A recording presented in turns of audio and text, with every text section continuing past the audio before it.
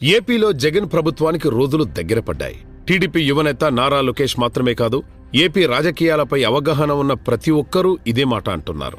వచ్చే ఎన్నికల్లో వైసీపీ ఎన్ని సీట్లు సాధిస్తుంది అనే విషయంపై ఐపాక్ టీమ్స్ సర్వేలో షాకింగ్ విషయాలు బయటపడ్డాయి.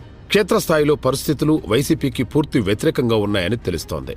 జగన్ సర్కార్పై ప్రజా వ్యతిరేకత అందరూ అనుకున్న దానికంటే చాలా ఎక్కువగా ఉందంటూ ఐపాక్ తయారు చేసిన రిపోర్ట్ లీక్ అయింది. ఈ నివేదిక చూశాక జగన్తో కలిసి పనిచేయడం ప్రమాదకరమని ఎన్నికల వ్యూహకర్త ప్రశాంత్ కిషోర్ భావిస్తున్నట్లు సమాచారం.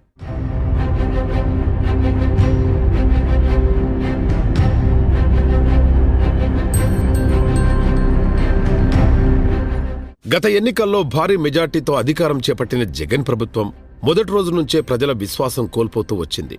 అధికారం అడ్డగోలు నిర్ణయాలతో రాష్ట్రాన్ని భ్రష్టు పట్టించారు సీఎం జగన్. లక్షల కోట్లు అప్పులు చేసి ఆ సొమ్మును